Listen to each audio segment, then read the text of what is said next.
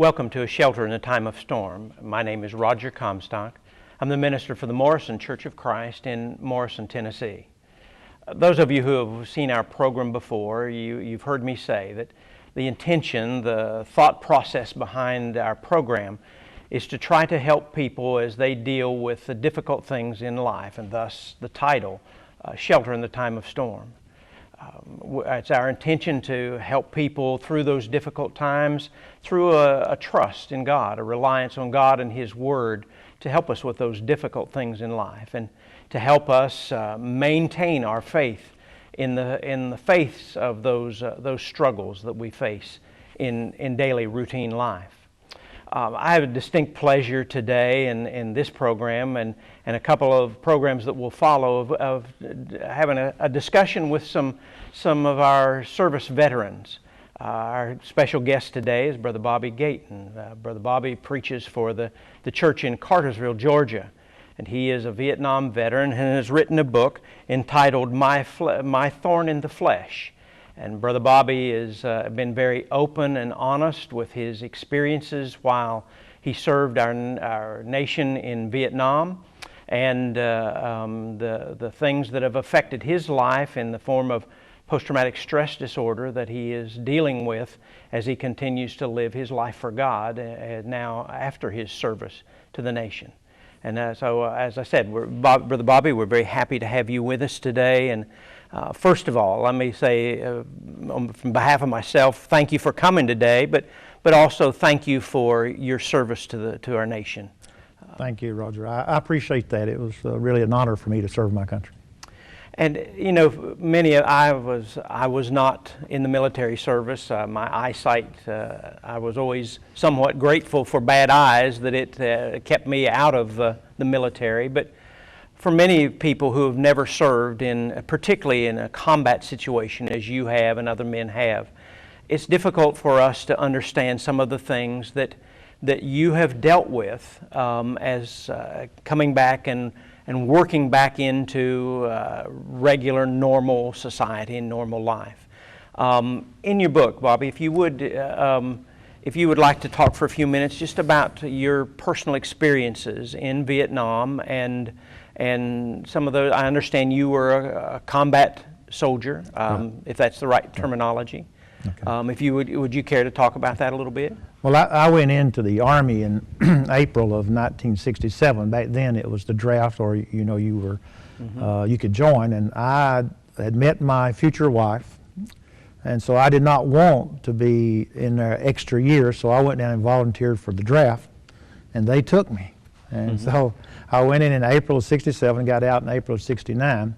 But I trained at Fort Benning, Georgia for 8 weeks. Then I was sent to Fort Polk, Louisiana for 8 more weeks. And while I was there, 2 of my classmates were killed in Vietnam, and one of those classmates was my first cousin.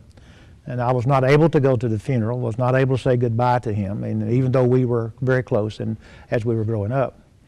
But I went home for about 30 days, and then in September the 4th, 1967 to September the 1st, 1968, I was in Vietnam.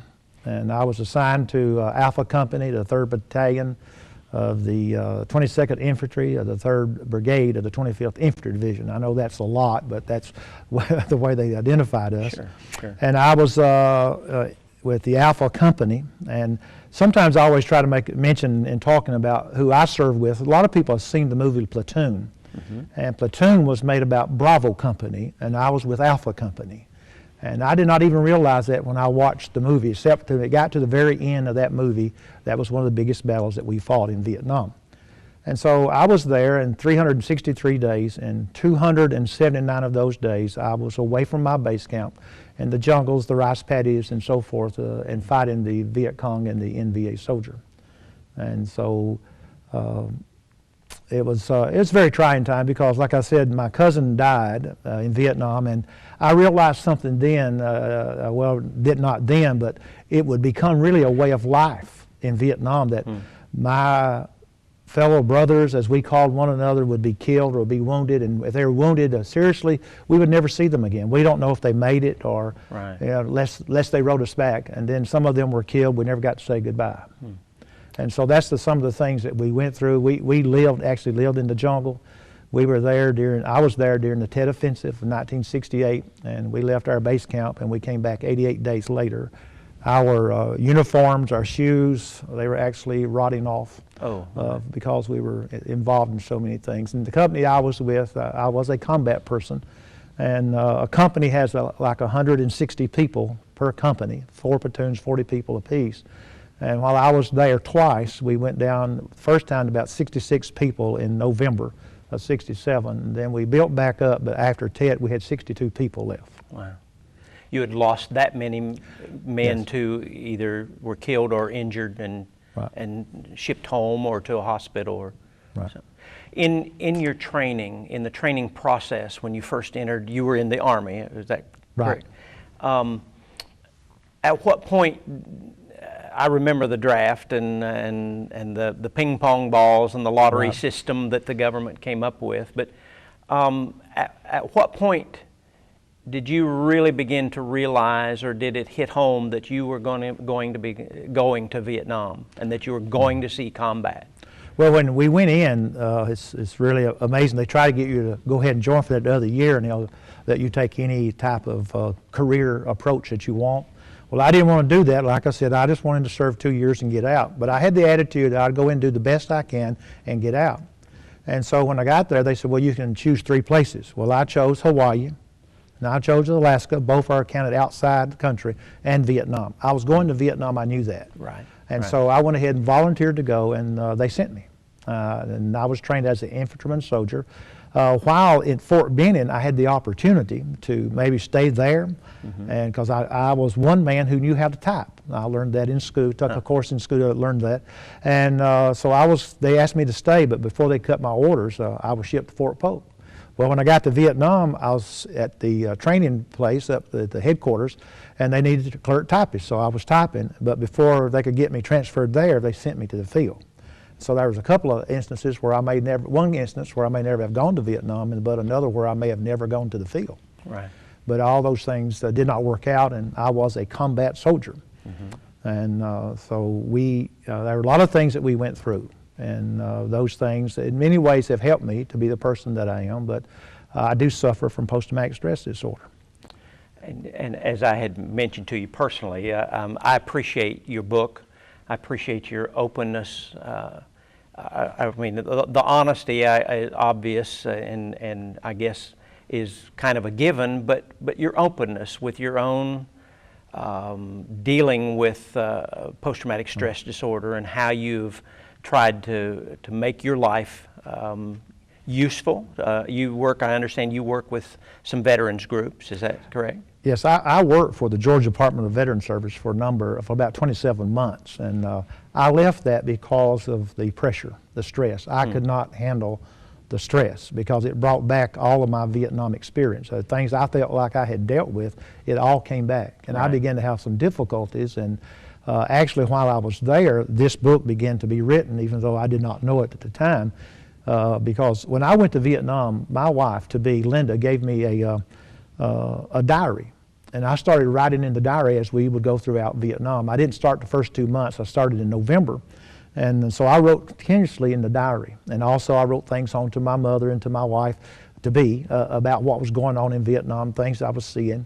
And so when I got ready to apply for the benefits, because people were applying for post-traumatic stress disorder, we was actually trying to get help.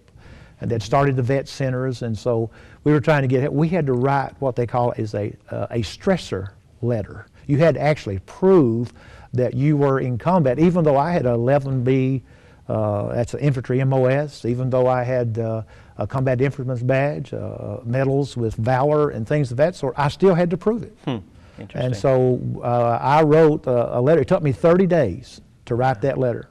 I wrote that letter, and I would cry, and as I read the diary, as I read the letters that I wrote home and some of the letters that the men wrote me after I left Vietnam, I had to write that stressor letter, and that was really the beginning of the book. And then we started the Vet Center around 1997, and so I've been in counseling basically 15 years. Wow.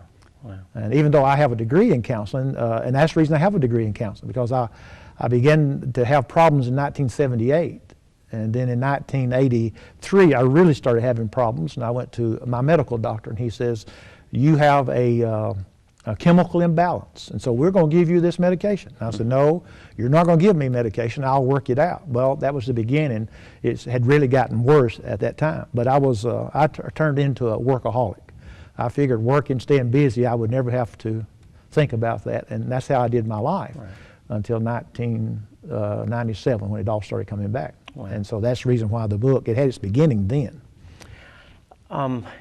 Back to when you first went to Vietnam, how long were you in Vietnam before you actually saw combat? Well, I got there September the 4th, and we spent about a couple of weeks in-country training. And so probably within 3 weeks. My first day out, I met, it rained all night, and when I got there, I was dry. They were all wet. And when I went and they sent me to the squad I was going to be in, I met Spec 4 Lowen Jones, a man that would later save my life. Wow. He would die. And he told us that day, he says, look, if we get shot at, don't be a hero. And I thought to myself, surely we're not going to get shot at today. Well, I don't know what they had been into the day before, but they had been hit 2 or 3 times. Yeah. And so we had not been out, gone, I guess, maybe 30 minutes from where they had built foxholes that night, and we got hit. Wow. And I even tell in the book that my whole life passed before me. And I laid there. I did not pull my weapon up and shoot because I couldn't see anything. I didn't know where the fire was coming from. And so, you know, I just simply laid there. And I saw a little tree right in front of me, and it was a shade. And I was sweating like everything. So I said, I'm going to crawl up there. And I kicked my weapon and my boot the way that we were taught to do, to push myself across the ground. About the time I did that, bullet started falling where a shade tree was. So I just stayed where I was during that whole fight. But it was about 3 weeks after getting there. One of the things that I learned and appreciated from your book also is the level of camaraderie from those that you shared with those men that you served with in particular, and a brotherhood, you refer to it, and that really opened my eyes, I think, a little bit differently. You've mentioned just in our talk here in this program, you've mentioned a lot of details that sort of amaze me. But I guess when these traumatic things are happening in your lives, details become very. You've mentioned specific number of days and so forth. Where does that come from? Well, basically, we kept up with those types of things. We knew how many days we'd been there and how many days we had left. Wow. And a lot of times people would get a 3-day drop, and we finally figured that out. If you reported, like I reported to California September the 1st, well, I left Vietnam September the 1st the next year. So I got a 3-day drop. So we had it kind of figured out. And sometimes people would extend to stay so they could get out of the military if you only had so many days left, you know, that type of thing. But it was just, there are things, and I had someone else ask me one time, says, I don't understand why you can't get over this. And wow. I simply try to get across, and someone said that to my wife. Says, well, tell him, you know, to cast his cares upon the Lord and get over it, like that. And I told her, I said, well, the next time you talk to her, I said, you tell her to take the worst day of her life, multiply it by 279, because that's how many days I stayed away from the safety, and I would put that in quotes, because where my base camp was not a place of safety. But I stayed away from that place 279 days, and if she'd do that, then she'd understand how she says easy it is to get over those things, because it's really not. Right. It's like the I give the illustration. It's like the pancake effect. Everybody goes through something in life, okay. And if you just count those things as pancakes, and you just every time you go through something you stack it up, well, you know, mine would be a very high stack of pancakes. Yes. Because you don't go through those 279 days where you go from 160 to 66 people, and then 160 people to 62 people, seeing people killed and seeing people wounded. And during like the Tet Offensive, we went into a village, and we was only there 10 days, and Alpha Company, Bravo Company, Charlie Company, Delta Company lost 45 men were killed. Wow. And I write in the book, and there's even a song that I wrote in the book, that I wrote, and I basically said that we went to a city and Cho was its name, and when I left there I wasn't the same, and I wasn't. The things that happened during the Tet Offensive just really, I was a hard person. I sat there and cried because of Sergeant Jones had died, but from that day forward I said I'm not crying anymore. And I became a very hard-hearted person. And it took me years to realize that. Matter of fact, when you write a book and you're doing the searching of yourself, you realize the type of person that you've been all these years. And here I was, a New Testament Christian, right. And I had all these problems within me. I tell people you can have this peace, but I didn't have that inner peace. Right. And so Vietnam was it was the worst of times in my life. I mean, I lost my brother and 2 friends in 1962 in a drowning accident. And I didn't think I'd ever face anything worse. But those people there, I mean, I gave them my life. I mean, my life was in their hands and their lives were in my hands. And I was only 19 years old. Wow. And then one day I went from someone that's about to be court-martialed to become the platoon sergeant within 30 minutes. Wow. So, I mean, I had gone to sleep, and that was a court-martial offense, but I'd been awake for 3 days and 3 nights. But nothing ever came of it. You know, as a matter of fact, eventually I was promoted. So, but it was just one of those things that as we went through that, it was just a thing that built upon other things. I mean, one day somebody get wounded, and I kept saying in my diary, if this happens every time we go out, I said, none of us are going to be alive. None of us are going to make it back. Right. And 160-something of us went over on one airplane. And many of us went to the same company at Fort Polk, Louisiana, went home for 30 days, met in California, got on that same airplane. Right. On our way back, there was 5 of us. Wow. That remembered that we came together. Wow. And we all sat together. We went to Jacksonville, Florida together. Well, if we went to California, then went to Jacksonville, Florida because we couldn't land in Atlanta because of the fog, and then we dispersed there. And I've only talked to one of those since. One of the things I also appreciated in your book, at the very beginning of your book, you list, I don't recall the number, I suspect you know, number of men that you knew personally that didn't come home alive. Those men are the ones that were actually in the same company with me. They were in different platoons, but they were in the same company with me. I see. Because but you had personal contact with each of those. And so those, do you remember the number? I don't. No, not right off. Maybe 35 or 40, maybe? Something, I think it's 37, but I'm not really for sure. Something like that. I'd have to go back and count. But, I mean, if aside from the horror of war, to lose 37 people that you had personal friendship and personal contact with in the space of, you said, 279 days, right. That taking a toll on a person and the emotions of a person has to be significant. Well, you know, you would think that you'd be able to work through it. But see, it's like my life was saved. We got Sergeant Jones back. We carried him to where they were going to pick up his body, and the company commander came over, and he was upset too. I mean, this company commander had 160 people, but this was one man, and that was a very impressive thing. Matter of fact, someone who bought the book and read the book said that was one of the things that impressed them the most, was that company commander, how upset he was.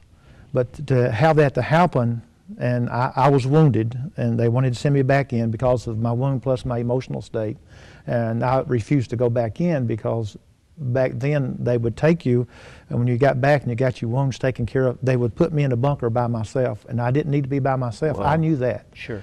And so I asked them, and the medic and the company commander gave these permission for me to stay with the company. And so for about 2 or 3 days, I stayed within the perimeter away from this village that we were trying to take.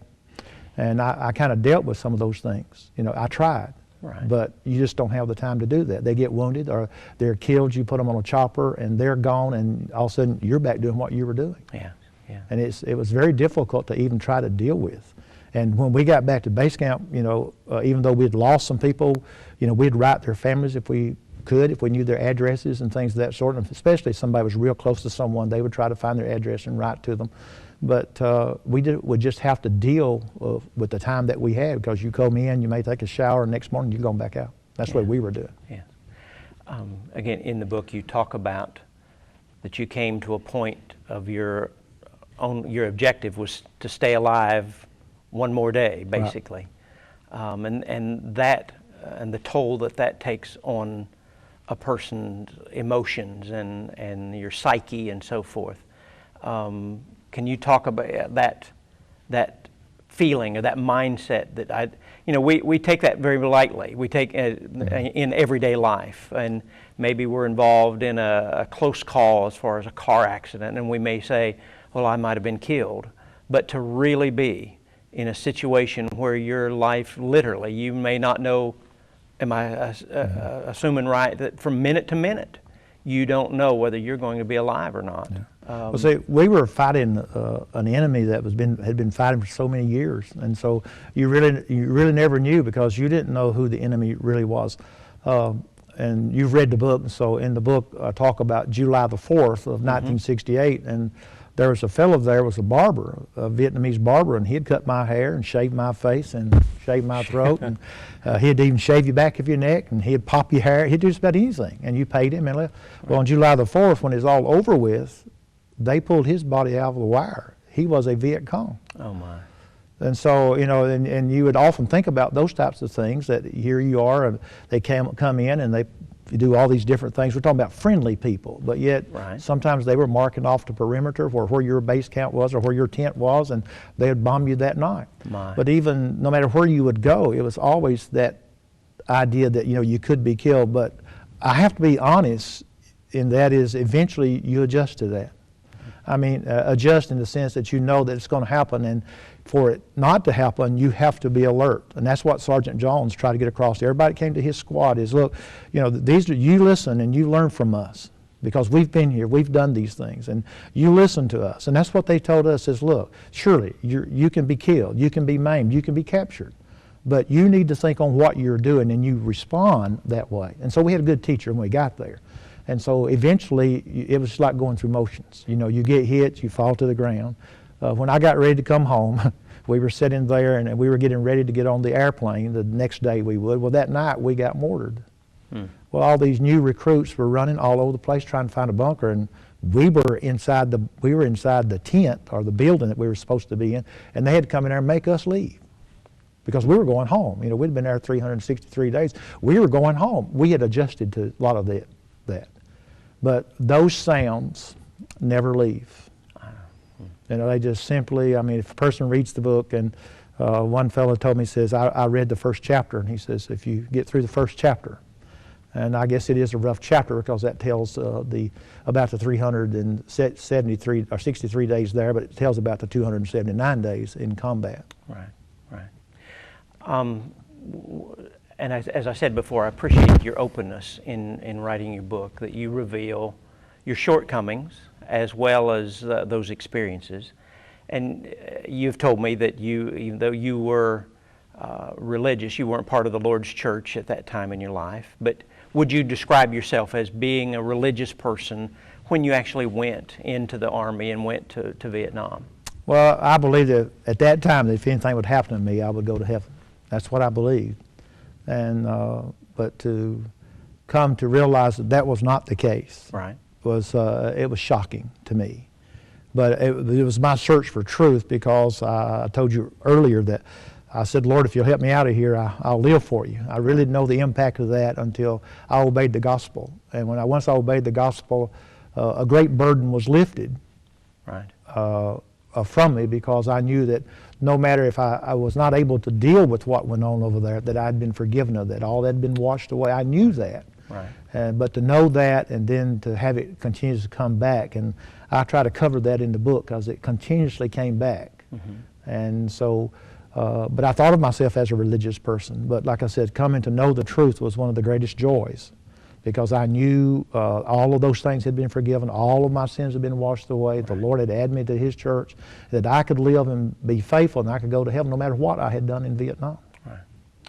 And again, I appreciate your openness, because that's not and as you've indicated, writing the book for anyone is a very therapeutic experience, and to have to look honestly at yourself, but then also to know that you can look into God's Word, that you can come to an understanding of the truth, and that you can obey the gospel and have a knowledge, an assurance, a promise that those things are washed away when we're obedient to the gospel of Jesus Christ.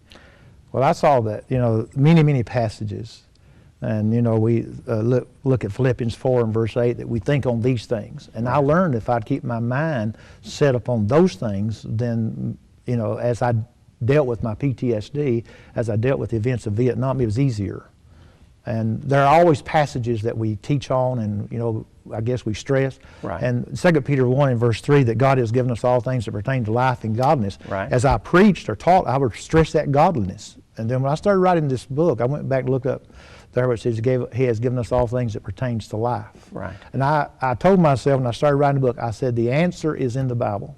Absolutely. Yeah. Absolutely. And it's the principles that are there. And in the book, I use Paul as a character, and I truly believe, my understanding of what I read and study, that Paul actually suffered for what he did to the church, and I would label that as post-traumatic stress disorder. Interesting.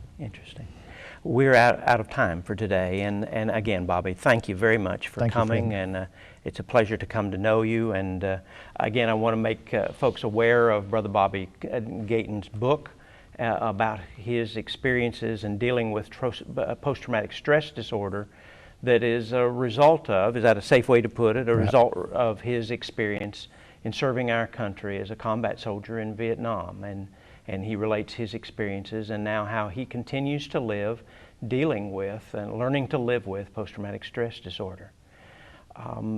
There will be some contact information at the close of the program where if you would like to order the book, you can do that through the contact information that is there. And I would encourage you to do so. It's very awakening, particularly for those of us who have never served in military and combat duty. As we said at the beginning of this program, our intent, our purpose is to try to help people maintain their faith or grow their faith through the difficulties in life, and how we succeed at that, and how we are able to maintain our faith and come to a closer relationship to God through our dependence upon Him, and growing our faith in the struggles of life and the struggles we face in life. Because the storms will come.